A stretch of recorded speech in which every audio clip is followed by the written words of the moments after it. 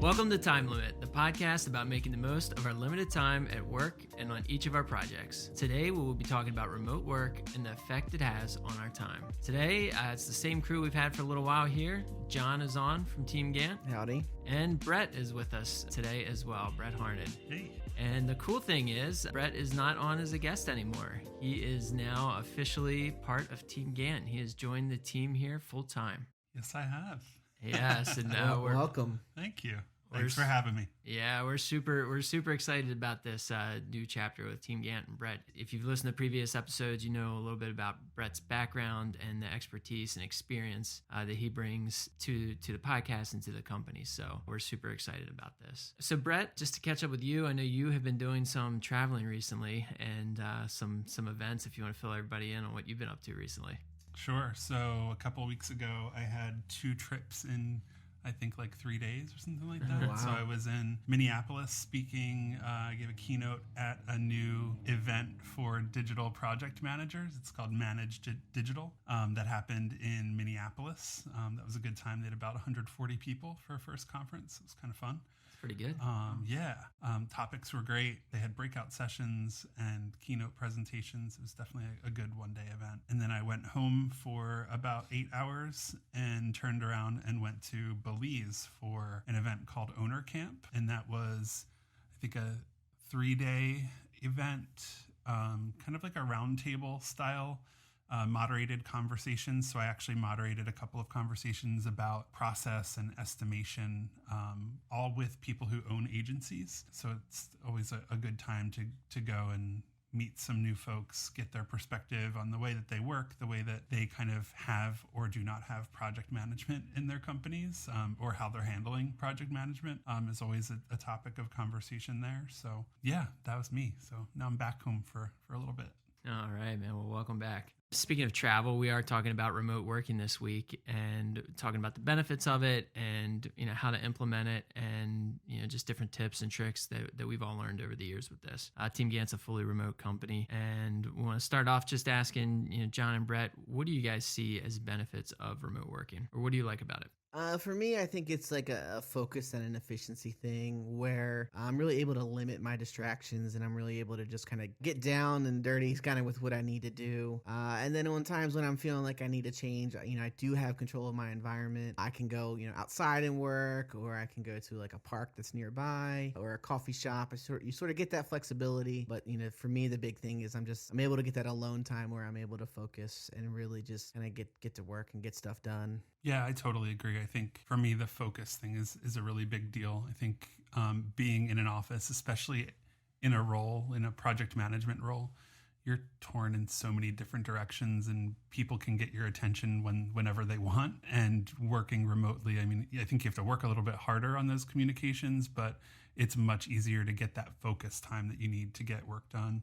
I also think I like the flexibility of it. Like you were saying, being able to go and work in a coffee shop. Mm-hmm. For me, it's not as much about going to a coffee shop as it is like going to sit in a more comfortable chair, sitting on the couch, moving around the house a little bit, sitting outside under an umbrella when the weather is nice. Mm-hmm. Like I love that part of it. I think it contributes to my overall happiness levels. Which helps with creativity and absolutely stimulates, just moving to a different room or a different, different place outside can really stimulate.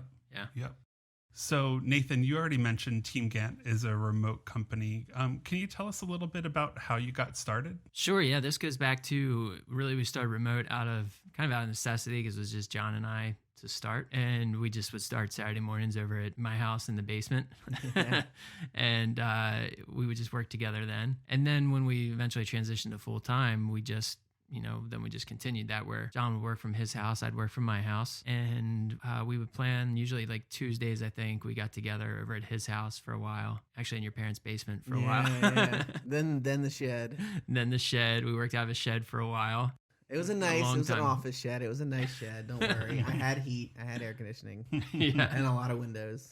Yeah, we had that for a while, and then we did, just out of our houses, and then just recently we actually got a little office space for everybody. But we typically all work from home most of the week, and we come in, just like about a day and a half or so in the office just to get a little FaceTime and work on some specific planning or different projects that we need to and discuss different things. But we're still primarily remote. Most of the company is remote. We hired everybody as remote employees, and everyone's kind of all spread out throughout the U.S. And that's why we started that way. It was just natural. It just fit. It's what we were doing, and there was no reason to spend the overhead and money on an office for two of us. Yeah, I mean, it wasn't broke, so. Exactly. That definitely makes sense. Yeah. Well, we should mention we're actually in the office now. That's true. Which is cool. Like there is a meeting place for us. Yeah, so we can record our podcast together now. We don't have to go to a family member's house to record a podcast or video, which is cool. So it's nice to be here. So I think a lot of companies want to be remote.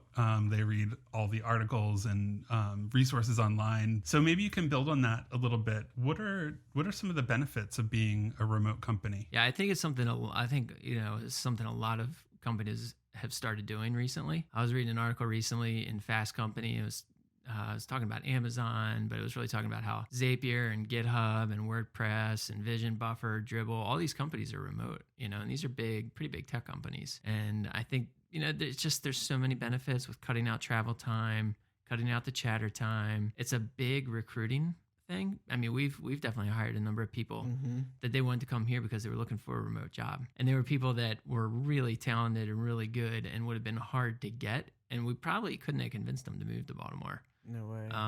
But they were people that are like, hey, if I get the chance to work remotely and they like the company and the culture and what they'd be working on, then it's a really great way to recruit people. Opens up that talent pool a lot too, right? It's huge. Yeah. Because if we had to go with just Baltimore, I mean, there's certainly talent in Baltimore, but it's harder to find, and it's Sure. The net's huge when you open up to remote working. Of course, you save on the office budget. We went without an office for 8 years, something like that. Yeah, good 8 years probably. And even now, the office we have is small, and it's set out in the country. And it's in the middle of a bunch of farms, so it's still a very low budget office. But it's nice, and it's central to where we work. For me, benefits definitely come in spades. I think just being at home and having my own space is something that I really like. I live in the suburbs now. Before I was in the city. In the city, there was a lot more for me in terms of like connections and meeting people for lunches and stuff. Sometimes now I feel a little bit kind of on my own. But that's why working with a team like Team Gantt and being active and interactive with people throughout the day is kind of important to me. But I really don't think that I would ever give it up. Like I really like working remotely. Yeah, I think same here. I think just being able to really control your environment and limit your interruptions. No, I totally agree. I think for me, like another benefit is that when I started working from home, we decided we could get a dog. Like our kids had been begging us for a dog for years, and we couldn't do it because we were never home. And there's no way you're going to get a puppy and just like leave it all day. It's those kinds of things, like quality of life, I think just kind of goes up when you're able to be more flexible and kind of control your schedule a little bit more. It's nice. What about, thinking about other companies who are trying to step into this, or people who are working at companies and they're all located in one place, but really trying to make the case for going remote? Like, do you have any recommendations for those people? Yeah, I mean, I think the first thing is try it out as a test. Whether it's like just a couple people within your company or a division, just try it out. Give it a couple weeks, give it a month, and just see how it goes. Yeah, I think a lot of it too is just one of the first things is earning your boss's trust. Making sure that you've kind of got that relationship in place, and that's going to help in a lot of ways when you want to get things done, but especially if you want to try and get someone to change, because some people are pretty stuck on, they want to see you in your office, in your seat, and they think if you're not there, you're not really working. Mm-hmm. So you got to have that trust is one thing, and then another is being able to explain all the benefits of working from home. So I think if you can do that, and you can ease their concerns a little, mentioning that it's a test will probably help, so they don't have to commit long term. Mm-hmm. And then using good project management tools, keeping things updated, regular communication, being available to talk, and just showing the results. And in the end, you really just don't screw it up. Yeah. It's just don't screw it up and show them that you can get things done. And I think just run that test, I think would say a lot if it goes well. Yeah, I mean, I think you can tell them the benefits all day long, but until you're able to actually produce results, it's not going to matter. That's so true. I worked for a company that was located. So when I was at Happy Cog, an agency, we were in Philadelphia, and then we merged with another agency, and that agency moved to Austin, Texas. So we were co-located. So we're kind of remote working, not really, but nobody was really working from home. It was kind of like an honor system. If you had to work from home for the day, you would. And that shifted over time, I think, because as people, well, first of all, as a manager starts to trust the people who are working on their team, then it makes it easier. Then it's like, if you trust someone, then you're okay with them working from home. You know that maybe they might not end up being in front of their computer all day like they would in an office, but they're making up that productive time in other ways, right? But I think it's a much bigger challenge to go from being located in one place and then being co-located, and then going fully remote. Like some of the biggest issues we were dealing with is time zones. So, you know, one team working in Central Time, one team working in Eastern Standard Time. That would kind of lead to this weird feeling of like, oh, well, they got to jump on the day. Like they're doing more, or like they're doing less, like the really weird things. Or they're working late, they're getting more done than I am. Right. Or just like, you know, an important conversation needs to happen first thing in the morning, and that first thing in the morning happens to be like 7:30, 8 a.m. for the people in the other time zone. So it's like you have to think about what's fair and reasonable for those other people. And that's the same for us. Like we have coworkers in other time zones. So it's definitely always a consideration. And the communication challenges. Did you guys ever run into like, you know, Office A thought it was better than Office B kind of thing? Definitely. Yeah, competition. Definitely. Yeah, and I wouldn't say it was like always, it wasn't like a prevalent thing, but it was always a consideration. It was always like, you know, one team was larger than the other.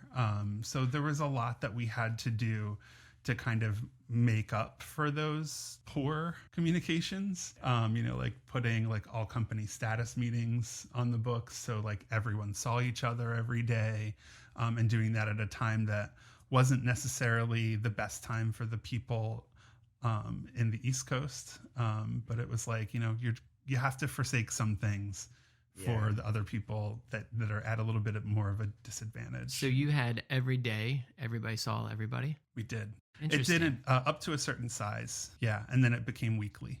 Was it a stand-up meeting or was it? Yeah, stand-up. Okay. Yep. What size was the company then? 35. Wow. Yeah. So 35 people would stop working and then all... It was a quick meeting. It was probably like a 15 to 20 minute meeting. So everybody said something and everybody said something. It was what I did yesterday, what I'm doing today. Yeah. And any like major announcements. Just real quick. So it was really quick.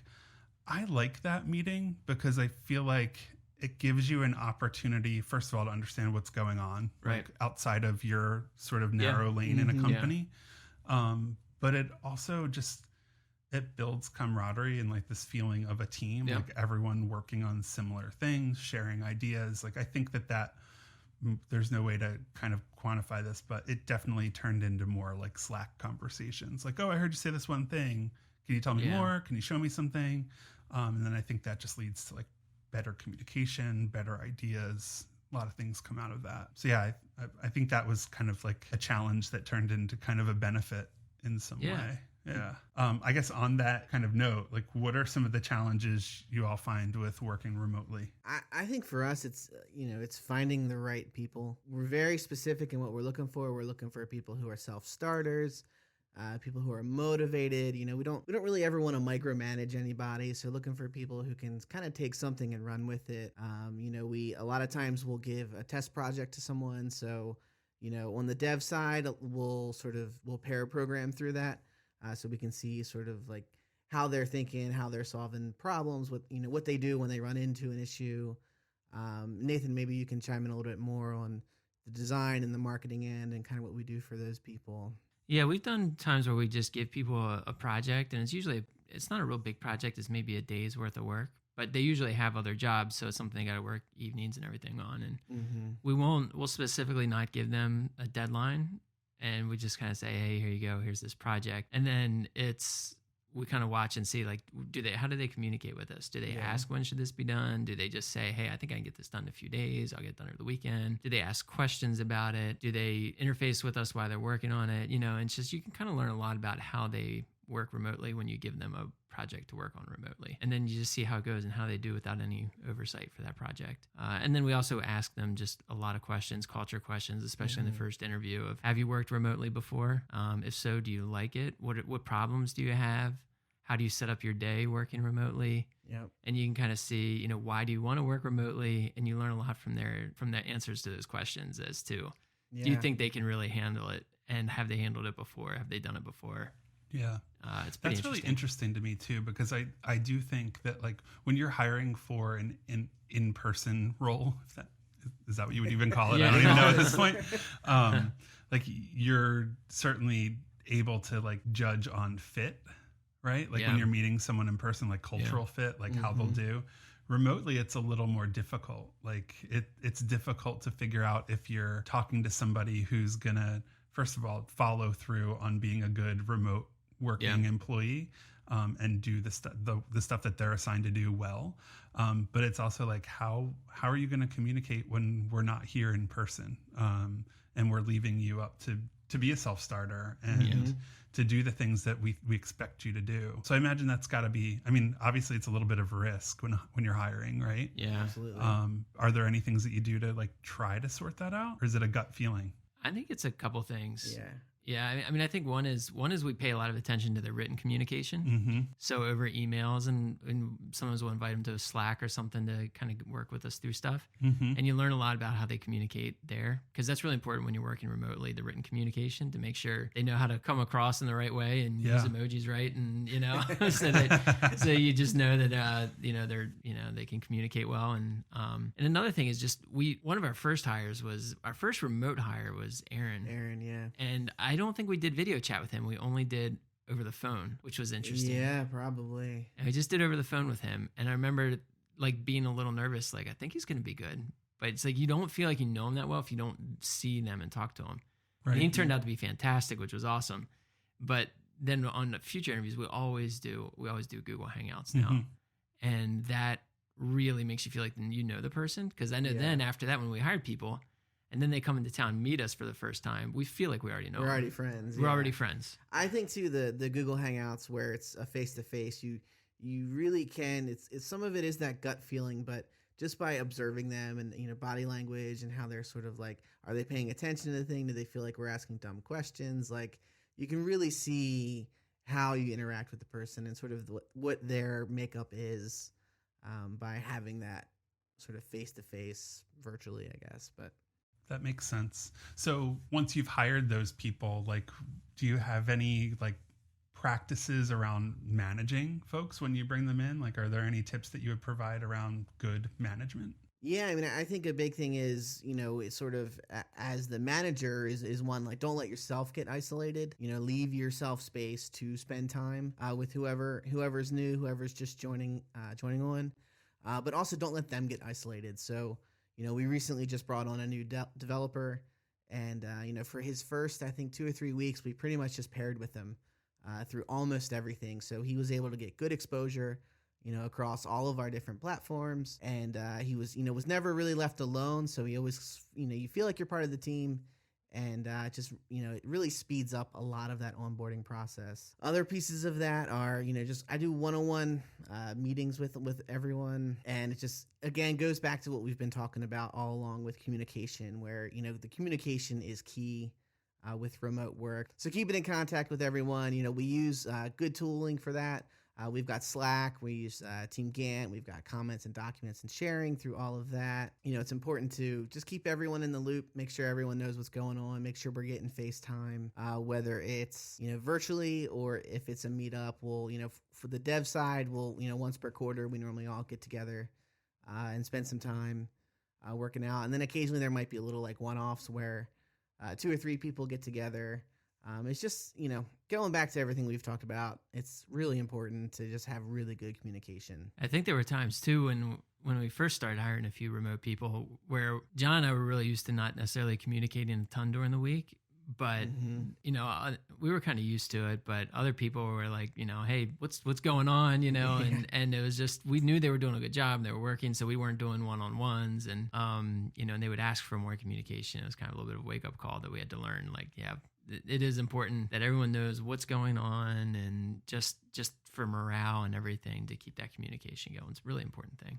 Yeah, I mean, that was definitely a struggle for me in the beginning, of just being so used to having my head down and focusing on just what I need to do, that you sort of alienated some people early on. Suddenly you have 18 employees that you need to be in touch with on top of all of the other stuff that you're doing. Yeah. I think that happens to a lot of people in your position, and it's just, I think what you're doing well is listening to people, knowing that there are times that they want to communicate with you, and just making sure that you make the time to do it and make the space to do it. I think the meetup is a really important one. That was something that we did back at Happy Cog too. And people always loved that. And the way that you approached it with, having part-time working together, part meetings or presentation about how things are going, and then also just time to bond and hang out is just like really important, because I do think when you work remotely, you definitely feel the need to be connected to other people who are working on the same thing. And that connection doesn't always happen so naturally. So even over Google Hangouts, like, you get to know people, but you don't quite form that bond that you do when you spend a week in town with people, and you go, jump on trampolines and do all kinds of weird fun things. Then you get to know those people really well, and that strengthens the bond for the whole year. To how they communicate over Slack and everything. So I'm going to go back to the question about challenges, because I think I have a couple of things to add. So for me, and this is something that I figured out pretty early on. So my wife works full time, and I have 2 daughters in school, and so that meant that there was going to be kids coming home in the afternoon at around 3:30 every day, which is pretty much like in the middle of the afternoon. There's still a few hours of work left. So we tried to set up schedules. Thankfully, my wife's job is also pretty flexible in that she goes in early, so I get the kids out, and she's usually home at the end of the day to get the kids off the bus. But there are days when that doesn't happen. So I'll have a kindergartner stepping off the bus, actually now first grader, stepping off the bus and coming in and saying, I need you to help me do my homework. I have to read to you. I'm like, oh man, I'm right in the middle of something. We've been on phone calls when this has happened. And usually, it's like dad's in his office doing work, like try to do something else. And they're usually good about it. But you do have to kind of like set boundaries. You have to work with the people who are in your family and in your house, but also people who are just in your circle of friends and family to set boundaries as well. Like, I've got parents who live close by who wouldn't mind stopping by in the middle of the day and hanging out for an hour. And they need to know that can't necessarily happen either, especially if you're on a phone call or recording a webinar. Like, you can't just stop by when I'm doing this stuff. But Brett still loves you, Mom and Dad, if you're listening. Totally. Yeah. Just not when you interrupt. So I think there's that. I think, controlling those distractions. I think the other thing for me is like, sometimes just because I'm on my own and I don't always have somebody to bounce ideas off of quickly, like I get this feeling of isolation that leads me to feel like maybe I'm not being as efficient. And I think ways around that are, first of all, every morning I wake up and work on a to-do list to make sure that I've got goals for the day that are mapping up to long-term goals. So making sure I'm not losing sight of that stuff. I think also just overall, like, tracking progress on things. I love that we have in Team Gantt an A-team room where everyone's going in every day and updating the work that they're doing. So that alone makes me feel like, even though nobody's probably reading it, at least like I'm sitting down and saying like, do you read them? Awesome. Like, so you'll notice when I forget to do it, but like doing that is gratifying in that it's like, okay, so here I can map, like, here are the things I actually got done today, like the things that I did. So it's like the opposite of having that to-do list, is like the output of that. So I think, having some way of reporting on that and just showing that you're making progress tends to make you feel a little bit better about the work that you're doing, because you're not in an office and in a space where you might feel like you're being watched more, if that makes sense. Yep. Yeah, what Brett's referring to there is instead of doing a daily stand-up every day, we have a project in Team Gantt where everyone has one task on each day. And we just go in and we leave a comment and say, I worked on this today, and tomorrow this is what I'm planning on working on. And then that way just everyone sees what's going on. And that was something other people have been asking for. So we put that in place, and it is a nice way to keep up on what's going on. I like it. It's great too for blockers. We'll put that in there as well.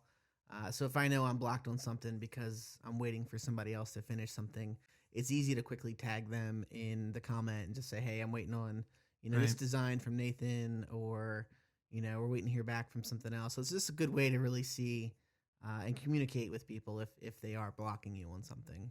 And we decided to do that instead of an actual stand-up because we are spread across 3 different time zones. And it's not like we can say, everybody at 9 o'clock, let's do this, because that's 9 or 10 or 11, impossible. Yeah, so it's worked pretty well. I definitely think so. So what are your guys' favorite tools for remote work? Slack. I think Slack is probably the tool that everyone uses remotely and universally, right? Whether you're all located in the same place or not. Lots of people complain about Slack. I find it super refreshing how Team Gantt uses Slack, having been in other places where Slack is just a constant distraction. I feel like Slack is not a distraction with Team Gantt. I don't know how that played out, if it's just the way that you guys use it is the way that everyone else tends to use it. But I've been in places where Slack is just like a constant source of chatter that's not related to stuff you need to get done. And that's not how it is at all. I also love the Google Suite. We talked about Hangouts. I think Google Docs are amazing for just creating, in my role particularly, like writing content and getting feedback on it. I think it's great. John, do you have any others? I mean, can I say Team Gantt, or is that too? All right. So those are all really good resources. We've shared some really good advice already. Are there any other resources you'd like to share with anyone who's interested in starting remote work or is having challenges with it currently? I think for us, I would echo you on Slack there. We also use Zoom a lot for screen sharing. And then the service called AWW, it's a web whiteboard. Just gives us a chance to sketch out a few ideas and then, be able to follow along as well. So we've talked about a lot of like really great advice and some tooling to help. Anybody have any sort of last thoughts on advice or resources that would be good for anyone who's looking for remote work or maybe looking to get started with remote work? So I think we've talked about a lot. I'm not sure how many resources are out there. I think for me, the one book that I think about is Remote by Jason Fried. From Basecamp. I think if you're looking for maybe some like out of the box ideas on how to work remotely, how to structure your team, structure your days, I think there are some really interesting ideas there. I've talked to a lot of people about it who think that a lot of what that book says is not achievable. But I know that, when I was working at Happy Cog and we were trying to figure out the colocation thing, we took some tips from that book. So I do think that there's some good practical ideas there. Well, thanks everyone for listening to another episode of Time Limit. We hope you enjoyed it. If you have any feedback, please send us an email to timelimit@teamgantt.com. We'd love to hear from you. Positive, negative, anything. If you just want to let us know you're listening so we know people out there are listening. Let us know if you enjoyed it. Please give us rate us on iTunes and leave a review. And let us know what else you'd like to hear about and for us to talk about. And we'll look forward to talking to you again. I hope everyone has a great day.